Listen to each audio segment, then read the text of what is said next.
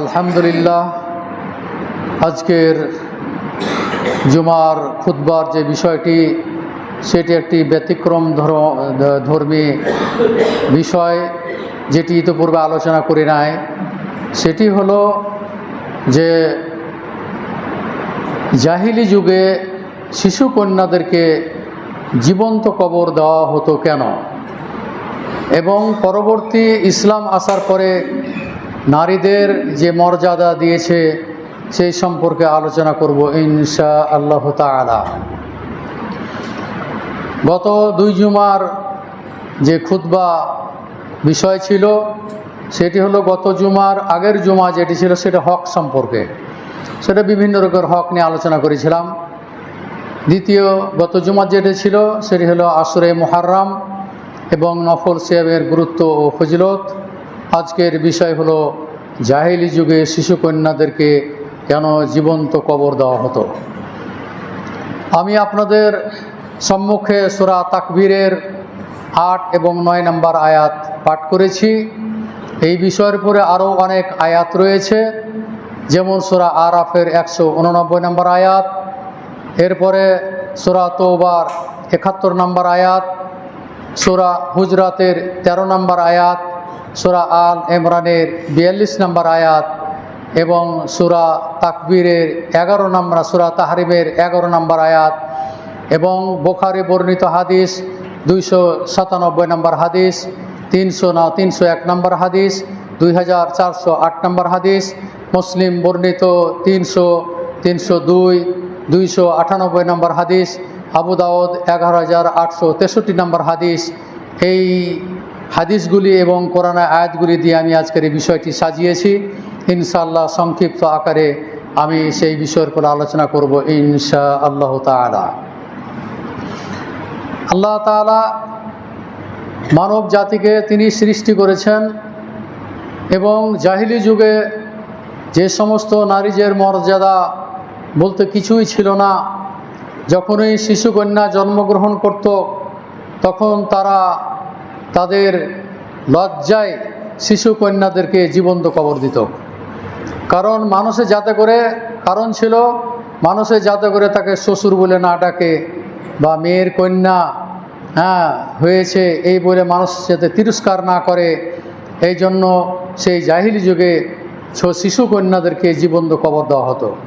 দুইভাবে সেটি কবর দেওয়া হতো। এক, যখনই বাচ্চা জন্মগ্রহণ করত শিশুকন্যা, তখনই একটি গর্ত খুঁড়ে সেই বাচ্চাকে জীবন্ত অবস্থায় পুঁতে দিয়ে চলে আসতো। দ্বিতীয় প্রকার ছিল যে যখন বাচ্চার বয়স 7 থেকে 8 বছর যখন বয়স হতো, তখন সুন্দর করে সাজিয়ে গুজিয়ে তখন তাকে একটি কবর খুঁড়ে রাখত। এরপরে তাকে নিয়ে যেত, দিয়ে বলতো উনজুরি ইলা হাযিহিল হুফরা, কইছে এই গর্তের দিকে তুমি তাকাও। যখন এইভাবে উঁকি মেরে তাকাতো তখন তোকে ধাক্কা দিয়ে ফেলে মাটি চাপা দেয়া নির্মমভাবে হত্যা করা হতো, এভাবে পুঁতে দিত। এই ছিল জাহিলি যুগের শিশু কন্যাদেরকে এই জীবন্ত কবর দেওয়ার ইতিহাস, সেটি আমরা ইতিপূর্বে জেনেছি এবং কোরআন হাদিস থেকে এগুলো আমরা জেনেছি। আল্লাহ তাআলা এই ব্যাপারে কোরআনের আয়াতও নাজিল করেছেন। সূরা তাকবীরের 8 এবং 9 নম্বর আয়াতে আল্লাহ তাআলা বলতেছেন, ওয়াইযাল মাউউদাতু সুইলাত বিআইয়ি যামবিন কুতিলাত। বলা হচ্ছে যে জীবন্ত যে সমস্ত শিশু কন্যাদেরকে কবর দেওয়া হতো, পুঁতে ফেলা হতো, তখন তারা জিজ্ঞাসিত হবে যে কোন পাপের কারণে তোমাদেরকে এই জীবন্ত কবর দেওয়া হয়েছে। তাদেরকে এইভাবে আল্লাহ তাআলা প্রশ্ন করবেন। এরপরে একটি হাদিসে এসেছে আল ওয়াইদাতু আল মাউউদাতু ফিন্নার, যাকে জীবন্ত কবর দেওয়া হলো সে এবং যে জীবন্ত কবর দিল সে উভয়ই জাহান্নামী। তো এখানে প্রশ্ন হচ্ছে যে জীবন্ত কবর যাকে দেওয়া হলো তার কি অপরাধটা ছিল, কি অপরাধ ছিল যে সেও জাহান্নামে যাবে। এখানে ওলামারা যেটা নির্ণয় করেছেন, ব্যাখ্যা করেছেন, সেটি হলো যেহেতু সে ইসলাম ধর্মের উপর ছিল না, বিধর্মীদের ধর্মের উপরে সে ছিল, যার কারণে ওই বিধর্মী অনুসরণের কারণে সেও জাহান্নামে যাবে। যদি সে ইসলাম গ্রহণ করে তাহলে সে জান্নাতে যাবে, কারণ মানুষকে কেউ তো অন্যায়ভাবে হত্যা করে, তাহলে সে জান্নাতে যাবে ইনশা আল্লাহ তাআলা। যদি সে প্রকৃতপক্ষে মুমিন হয়ে থাকে। এরপরে আল্লাহ রসুল সাল্লাল্লাহু আলাইহি ওয়াসাল্লাম এই জীবন্ত কবর দেওয়ার ব্যাপারে তিনি বলতেছেন যে ইন্নাল্লাহা হাররামা আলাইকুম, নিশ্চয় আল্লাহ তাআলা আপনাদের উপরে হারাম করে দিয়েছেন হুকুকুল উম্মাহাত, পিতামাতার অবাধ্যতাকে আল্লাহ তাআলা হারাম করে দিয়েছেন। পিতামাতার অবাধ্য সন্তান জান্নাতে যাবে না, এই মর্মে বহু হাদিস বর্ণিত হয়েছে। এরপরে যে দ্বিতীয় অংশটি আমার বিষয়ের সাথে সম্পৃক্ত, ওয়াদাল বানাত, এবং যে সমস্ত শিশু কন্যাদেরকে জীবন্ত কবর দেওয়া হয়েছে সেটাও হারাম করে দেওয়া হয়েছে শরীয়তে। এরপরে ওয়া মানা ওয়া হাত এবং বখিলি করাকে আল্লাহ তাআলা হারাম করে দিয়েছেন, আল্লাহ রসুল হারাম করে দিয়েছেন। সুতরাং আল বাখিলু লা ইয়াদখুলুল জান্নাহ, বখিল কোনদিন জান্নাতে যাবে না, এবং যারা জীবন্ত কবর দেয় তাদেরও শাস্তি কিয়ামতের দিন ভয়াবহ শাস্তি দেওয়া হবে। এরপরে সূরা তওবার ৭১ নম্বর আয়াত, সূরা আরাফে আল্লাহ তাআলা বলতেছেন, সূরা আরাফের আয়াত নাম্বার হলো ১৮৯ নম্বর আয়াত, আল্লাহ তাআলা বলতেছেন হুয়াল্লাযী খালাকাকুম মিন নাফসিন ওয়াহিদা ওয়া জাআলা মিনহা যাওজাহা লিয়াসকুনা ইলাইহা। অনুরূপ আয়াত সূরা নিসার ১ নম্বর আয়াতে আল্লাহ তাআলা বলতেছেন ইয়া আইয়ুহান নাস উ'বুদু রাব্বাকুমুল্লাযী খালাকাকুম মিন নাফসিন ওয়াহিদা ওয়া খালাকা মিনহা যাওজাহা وبث منهما رجالا كثيرا ونساء واتقوا الله الذي إليه تساءلون والأرحام إن الله كان عليكم رقيبا। এভাবে আল্লাহ তাআলা আয়াত নাজিল করেছেন যে মানব সৃষ্টির শুরু থেকেই নারীরা যে মানব জাতির একটি অংশ, সেটি এখানে আল্লাহ তাআলা বুঝাচ্ছেন যে ইয়া আইয়ুহান নাস, হে মানব মণ্ডলী, তোমরা আল্লাহর ইবাদত করো এবং তার ইবাদত বন্দি করো, যিনি তোমাদেরকে একটি নাফস হতে, একটি আত্মা হতে, এক ব্যক্তি হতে সৃষ্টি করেছেন, সেটি হলো আদম আলাইহিস সালাম। এবং আদম সালাম থেকে হাওয়াকে তিনি সৃষ্টি করেছেন, ওয়া খালাকা মিনহা যাওজাহা, এবং তা থেকে তার স্ত্রী হাওয়াকে সৃষ্টি করেছেন। পর্যায়ক্রম তখন মানব মণ্ডলীর সৃষ্টির যে ইতিহাস, লম্বা ইতিহাস, সেইভাবে এখন এই যে মানব মণ্ডলী যে জন্মগ্রহণ করেছে তার ধারাবাহিকতা কোরআন মাজিদে বর্ণিত হয়েছে। তো আমি যেটা বলতে চাচ্ছিলাম যে এখানে আল্লাহ তাআলা যেমন আদম আলাইহিস সালামকে সৃষ্টি করলেন, অনুরূপভাবে হাওয়াকে সৃষ্টি করলেন। তাহলে সৃষ্টির সূচনা থেকেই, সৃষ্টির শুরু থেকেই আদম এবং হাওয়াকে, নারীও একটি মানব জাতির অংশ। সেই মানব জাতি হিসাবে আজকে মানুষের মধ্যে বিবাহ বন্ধনে যে আবদ্ধ করা হচ্ছে, সেটি হলো এটাই। আল্লাহ তাআলা বলতেছেন হুয়াল্লাযী খালাকাকুম মিন নাফসিন ওয়াহিদা, ওই আল্লাহ, যে আল্লাহ তোমাদেরকে একটি নাফস হতে, একটি আত্মা হতে, আদম আলাইহিস সালাম হতে সৃষ্টি করেছেন, এবং তার থেকে হাওয়াকে সৃষ্টি করেছেন। ওয়া জাআলা মিনহা যাওজাহা, এবং তা থেকে তার স্ত্রী হাওয়াকে তিনি সৃষ্টি করেছেন লিয়াসকুনা ইলাইহা, যাতে করে সেখানে স্বামী স্ত্রীর নিকটে গিয়ে যাতে প্রশান্তি লাভ করতে পারে। তো এইভাবে আল্লাহ তাআলা এই নারীদের মর্যাদা দিয়েছেন। এবং আল্লাহ তাআলা অন্য একটি আয়াতে বলতেছেন, সূরা তওবার ৭১ নম্বর আয়াতে, যে ওয়াল মুমিনুনা ওয়াল মুমিনাত বা'যুহুম আউলিয়াউ বা'দ ইয়া'মুরুনা বিল মা'রুফ ওয়া ইয়ানহাউনা আনিল মুনকার ওয়া ইউকিমুনাস সালাহ ওয়া ইউতুনাজ যাকাত ওয়া ইউতিউনা আল্লাহ ওয়া রাসূলাহু সায়ারহামুহুমুল্লাহু ইন্নাল্লাহা আজিজুন হাকিম। লম্বা একটি আয়াত। আল্লাহ তাআলা বলতেছেন যে নারী পুরুষ এক অপরের তিনি হচ্ছেন কি সহযোগী, এক অপরের তিনি দায়িত্বশীল। এইভাবে আল্লাহ তাআলা এই আয়াতে আলোচনা করেছেন। তিনি বলতেছেন আল মুমিনুনা ওয়াল মুমিনাতু, মোমেন পুরুষ এবং মোমেনা নারী তারা এক অপরের, তারা দায়িত্বশীল, এক অপরের তারা সহযোগী। এইভাবে আল্লাহ তাআলা এই আয়াত নাজিল করেছেন। এবং শুধু তাই নয়, তারা এক অপরকে দাওয়াত দিবে, ইয়ামুরুনা বিল মা'রুফে, তারা সৎ কাজের আদেশ দিবে, ওয়া ইয়ানহাউনা আনিল মুনকার, অন্যায় কাজ হতে তারা বিরত রাখবে, ওয়া ইউকিমুনাস সালাতা, এবং সালাত কায়েম করবে, ওয়ায়ুতুনা যাকাতা তারা যাকাত প্রদান করবে, ওয়ায়ুতিউনাল্লাহ ওয়া রাসূলা আল্লাহ এবং আল্লাহর রাসূলের তারা আনুগত্য করবে, অনুসরণ করবে। তাহলে আল্লাহ তাআলা সাইয়ারহামুহুমুল্লাহ, আল্লাহ তাআলা তাদের উপর দয়া করবেন, তাদের উপর করুণা করবেন, আল্লাহ তাদের প্রতি কি রহম করবেন। ইন্নাল্লাহ আজিজুন হাকিম, তিনি হচ্ছেন পরাক্রমশালী প্রজ্ঞাময় মহান রব্বুল আলামিন। অতএব আল্লাহ তাআলা নারী পুরুষকে সৃষ্টি করেছেন, নারীদেরকে মর্যাদা দেওয়া হয়েছে।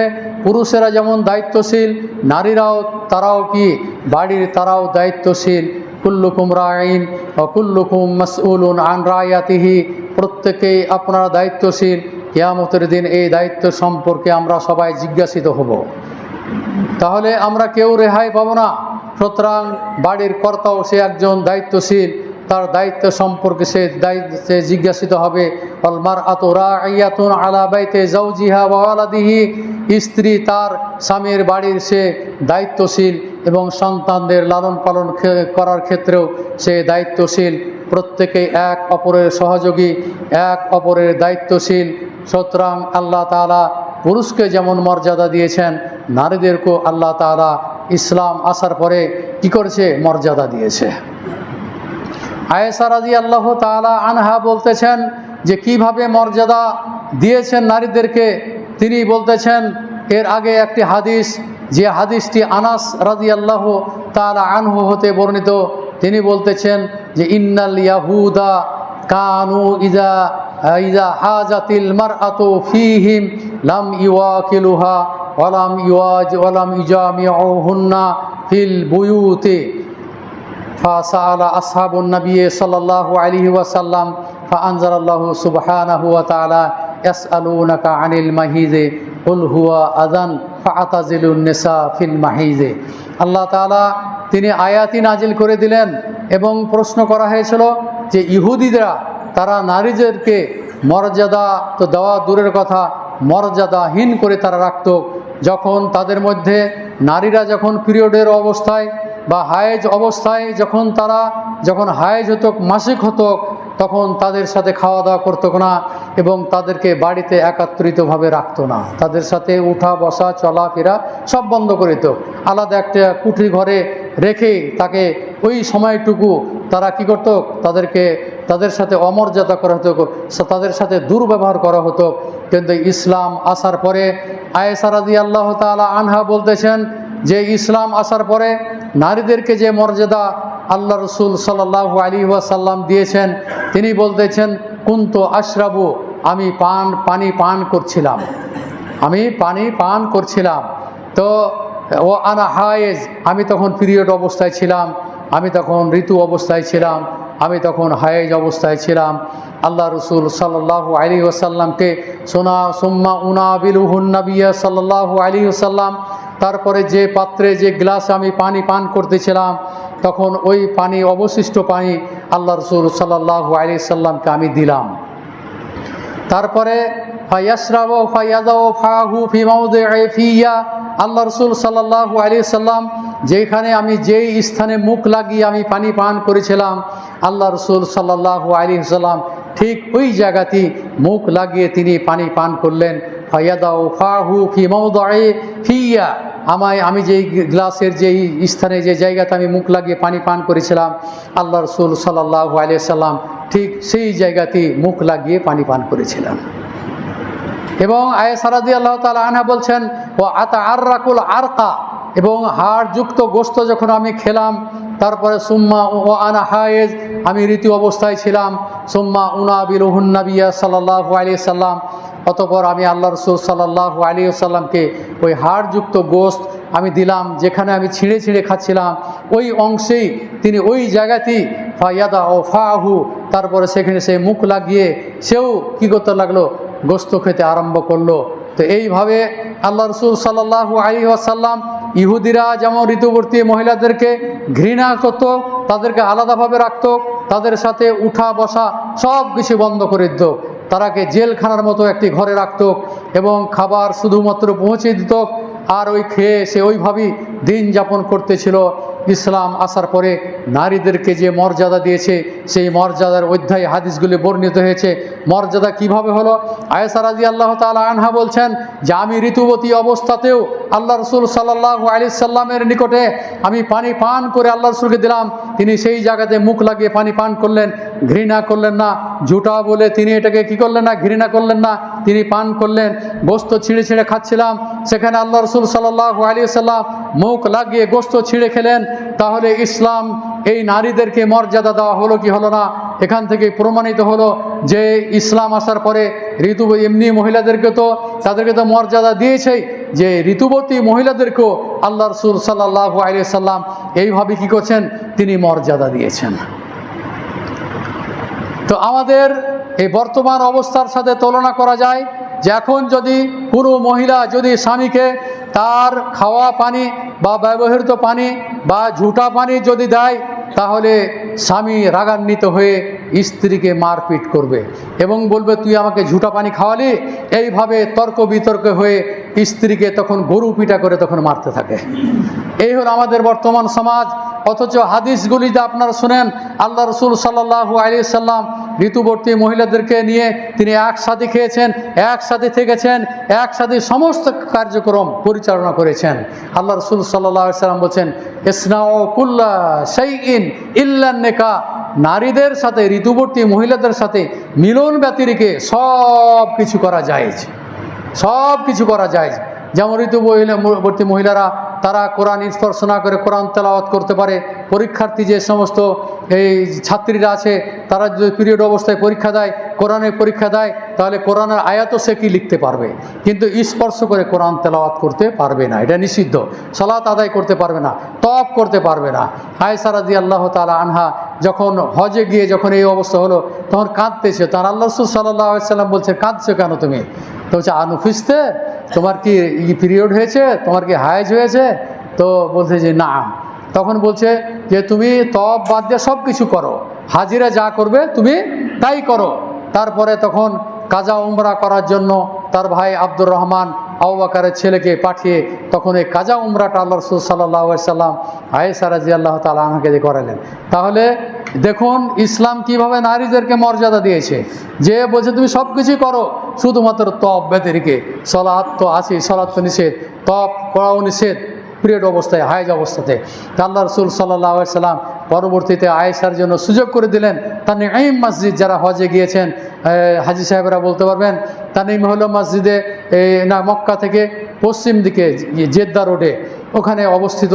সেখান থেকে অনেকে উমরা করে, তো একাধিক উমরা করার ব্যাপারে বিতর্ক আছে।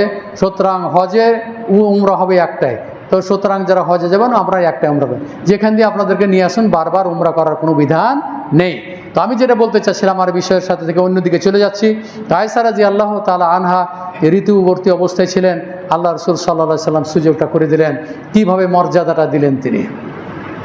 এরপরে আয়েশা রাদিয়াল্লাহু তাআলা আনহা বলছেন যে কানা রাসূলুল্লাহ সাল্লাল্লাহু আলাইহি ওয়াসাল্লাম ইখরিজু রাসাহু ওয়া হুয়া মুতাকিফুন ফা আগসিলুহু ওয়া আনা হায়েজ। বুখারীর হাদিস নাম্বার হচ্ছে, এটা মুসলিম বর্ণিত হাদিস, মুসলিমের হাদিস নাম্বার হচ্ছে 300 নম্বর হাদিস। আল্লাহ রাসূল সাল্লাল্লাহু আলাইহি সাল্লাম এতেকাব অবস্থাতে ছিলেন, যখন তিনি মসজিদে এতেকাব করেছিলেন রমজান মাসে এতেকাব অবস্থায় ছিলেন, তখন আয়েশা রাদিয়াল্লাহু তাআলা আনহা বলছেন যে আল্লাহ রাসূল সাল্লাল্লাহু আলাইহি সাল্লাম তখন মসজিদ থেকে মাথাটা একটু বের করে দিতেন। আগসিলুহু, আমি আল্লাহ রাসূল সাল্লাল্লাহু আলাইহি সাল্লামের মাথাটা আমি ধৌত করে দিলাম। ও আনা হায়েজ, আমি তখন পিরিয়ড অবস্থাতে ছিলাম, আমি তখন ঋতুবর্তী অবস্থাতে ছিলাম, আমি তখন হায়েজ অবস্থাতে ছিলাম। তাহলে হায়েজ অবস্থাতে যেহেতু এতেকাব অবস্থাতে আছে আল্লাহ রাসূল সাল্লাল্লাহু আলাইহি সাল্লাম, তারপরে তিনি মসজিদের মধ্যে আছেন। আয়েশা রাদিয়াল্লাহু তাআলা আনহা বলছেন এই ঋতুবর্তী অবস্থাতেও আমি কি করলাম, আল্লাহ রাসূলের মাথাটাকে আমি ধুয়ে দিলাম, অথচ আমি তখন ঋতুবর্তী অবস্থায়, তখন আমি পিরিয়ড অবস্থাতে ছিলাম।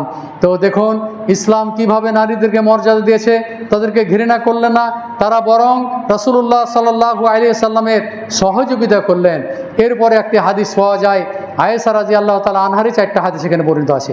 আয়েশা রাদিয়াল্লাহু তাআলা আন্নাহা হাদ্দাসাতহা, তিনি হাদিসটি তিনি বর্ণনা করেছেন যে কানান নবী সাল্লাল্লাহু আলাইহি ওয়াসাল্লাম ইয়াত্তাকিউ ফি হাজরি আল্লাহ রসুল সাল্লাল্লাহু আলাইহি সাল্লাম তিনি আমার কোলে বা আমার উরুর উপরে তিনি মাথা রাখলেন। মাথা রাখার পরে তখন আল্লাহ রসুল সাল্লাল্লাহু আলাইহি ওয়া আনা হায়েজ, তখন আমি পিরিয়ড অবস্থায় ছিলাম। ও সুম্মা ইয়াকরাউল কোরআন, আল্লাহ রসুল সাল্লাল্লাহু আলাইহি সাল্লাম আমার উরুর উপরে মাথা রেখে, আমি তখন ঋতু অবস্থায় ছিলাম, হায়েজ অবস্থায় ছিলাম। আল্লাহ রসুল সাল্লাল্লাহু আলাইহি সাল্লাম তিনি কি করলেন, আমার এই রানের উপরে, এই আমার উরুর উপরে, আমার এই কোলে তিনি মাথা লাগিয়ে, মাথা রেখে তিনি কোরআন তেলাওয়াত করলেন। তাহলে উনি হলেন ঋতুবর্তী মহিলা। দেখুন সেখানে আল্লাহ রসুল তার কোলে মাথা রেখে তিনি কোরআন তেলাওয়াত করলেন। তো এখান থেকে বোঝা যায় যে দেখুন এই ঋতুবর্তী মহিলাদেরকে ঘৃণা করা তো দূরের কথা, তাদেরকে সম্মান করেছেন আল্লাহ রসুল সাল্লাল্লাহু আলাইহি ওয়াসাল্লাম। এরপরে আয়েশা রাদিয়াল্লাহু তাআলা আনহা থেকে আরেকটি হাদিস, যেটি মুসলিম বর্ণিত হাদিস 298 নম্বর হাদিস।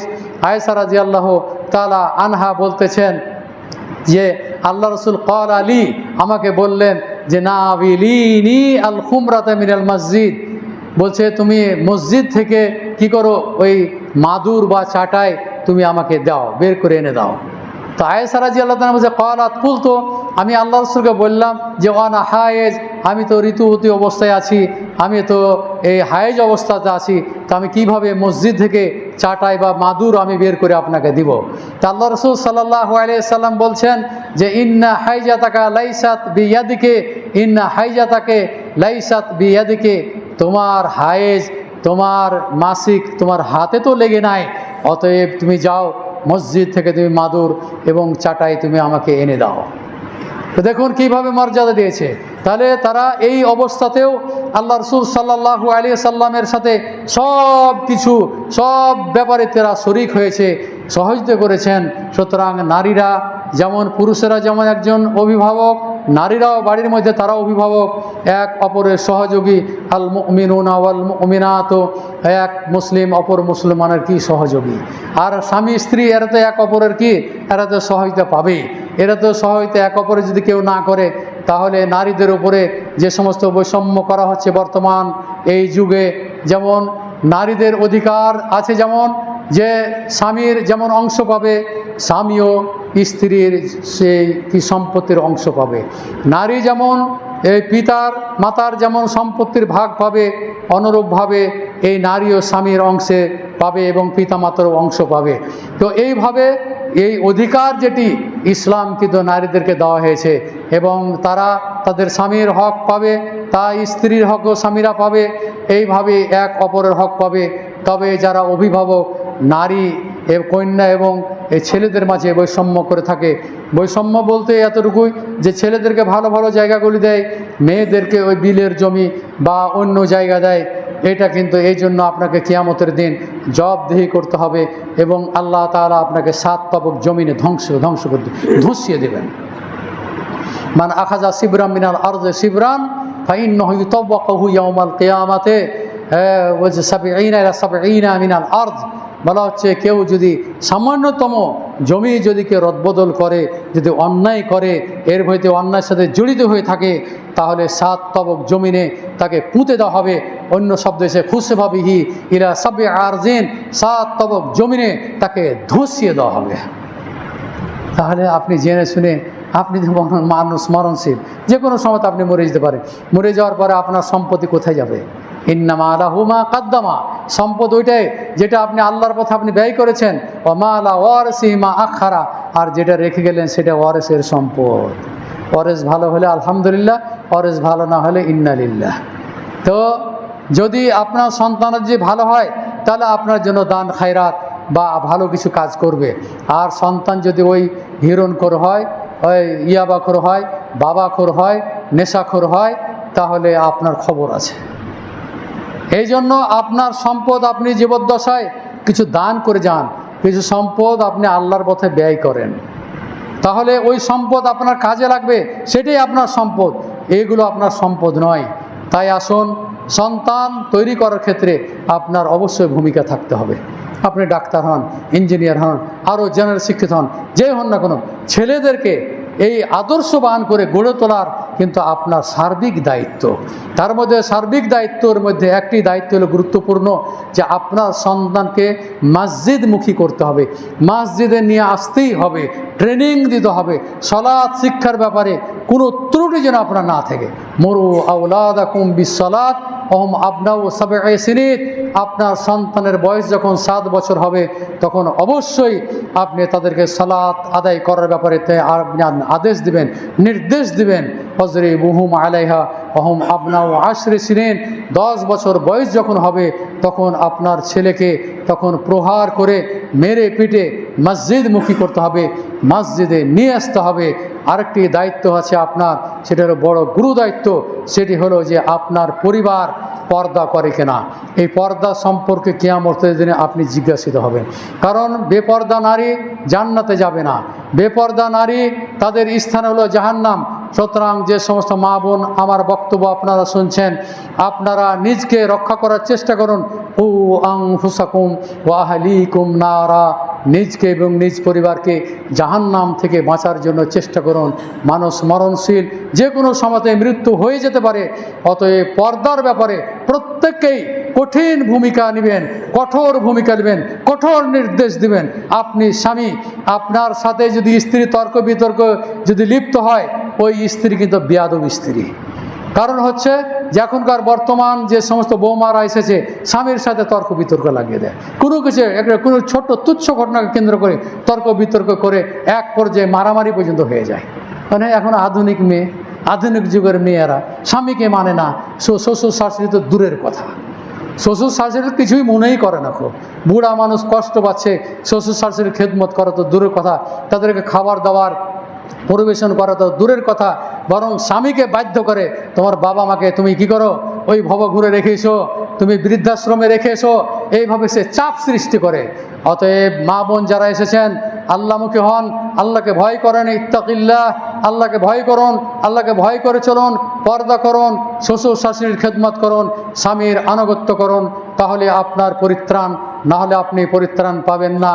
আদর্শ নারী হতে হলে ইন্নাল মারআতা ইজা সাল্লাত খামসাহা, ওই নারী যে নারী 5 ওয়াক্ত সালাত আদায় করে, অসামাত শাহরাহা, এবং যে রমজান মাসে সিয়াম পালন করে, ও আহসানাত ফারজাহা, নিজের গুপ্তাঙ্গের হেফাজত করে, জেনা ব্যভিচার থেকে নিজকে বাঁচিয়ে রাখে, ও আতাআত বালাহা, স্বামীর আনুগত্য করে। আল্লাহ রাসূল সাল্লাল্লাহু আলাইহি সাল্লাম বলছেন, ফাল তাদখুল মিন আইয়ি আবওয়াবিল জান্নাতি শাআত, জান্নাতের যে কোনো দরজা দিয়ে ওই নারী কি করবে, জান্নাতে প্রবেশ করবে।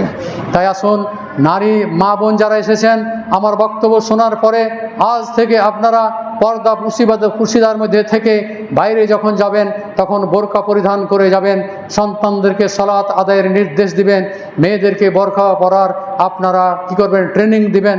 তারা ছোট থেকে আপনার মেয়েকে যদি আপনি জেনারেল শিক্ষিতা করেন, তারপরও সে এই আদর্শবান হয়ে আপনার পরিবার একটি আদর্শ পরিবার হিসেবে গড়ে উঠবে ইনশা আল্লাহ তাআলা। দুনিয়া এবং আখিরাতেও আল্লাহ আপনাকে ভালো রাখবেন, এই দোয়া করবেন। রব্বানা আতিনা ফিদ দুনিয়া হাসানা ওয়া ফিল আখিরাতি হাসানা ওয়া কিনা আযাবান নার। হে আল্লাহ, তুমি আমাকে দুনিয়াতে এবং আখিরাতে ভালো রেখো। আল্লাহ, তুমি জাহান্নাম থেকে আমাদেরকে রক্ষা করো। পিতামাতার জন্য দোয়া করবেন, রব্বির হামহুমা কামা রব্বায়ানি সগীরা, রব্বির হামহুমা কামা রব্বায়ানি সগীরা, রব্বির হামহুমা কামা রব্বায়ানি সগীরা। এইভাবে আপনারা পিতামাতাকে ভুলবেন না, পিতামাতার জন্য আপনারা দোয়া করবেন। দোয়া করে আপনাদের জন্য যে সমস্ত অসুস্থ ভাই আছেন, সুস্থতার জন্য সকল মুসলিমের জন্য দোয়া করতেছি। হে আল্লাহ, তুমি তাদেরকে দ্রুত সুস্থতা দান করো। আজিবিল বাস রব্বান নাস ওয়াশফি আনতা শাফি লা শিফা ইল্লা শিফাউকা শিফা আল্লাহ ইউগাদিরু সাকামা। আত্মীয় স্বজন যারা মৃত্যুবরণ করেছেন তাদের জন্য দোয়া করি, আল্লাহ তুমি তাদেরকে কবর আযাব থেকে রক্ষা করো, আল্লাহ তুমি তাদেরকে জাহান্নাম থেকে রক্ষা করো, আল্লাহ তুমি তাদেরকে জান্নাতুল ফেরদাউস নসিব করো। আমরা মুমিন হয়ে মৃত্যুবরণ করতে পারি, আল্লাহ তুমি আমাদেরকে সেই তৌফিক দান করো, সঠিক পথে যেন পরিচালনা বা চলতে পারি, পরিবারকে যেন পরিচালনা করতে পারি। আল্লাহ তুমি আমাদেরকে সেই তৌফিক দান করো। রব্বানা আতিনা ফিদ দুনিয়া হাসানা ওয়া ফিল আখিরাতি হাসানা ওয়া কিনা আযাবান নার। ইনশাআল্লাহ আগামী 25 তারিখে আমার ছেলে আসবে আপনাদের এখানে খুতবা দিতে। আজকে আমাদের গ্রামে খুতবা দিচ্ছে, তো ওকে ট্রেনিং দেওয়াচ্ছি যে দাও তুমি খুতবা দাও। কারণ যে এখন খুতবা দেওয়ার মানুষ খুব কম পাওয়া যায়, কোরআন হাদিসের আলোচনা খুবই কম পাওয়া যায়। আমার ছেলেকে আজকে পাঠিয়েছে আমার গ্রামে, আজকে সে খুতবা দিচ্ছে এবং 25 তারিখে আপনাদের সামনে আসবে ইনশাআল্লাহ। আমি রানীবাজারে খুতবা দেবো, আমার ছেলে আপনাদের এখানে খুতবা দিয়ে ইনশাআল্লাহ তাআলা।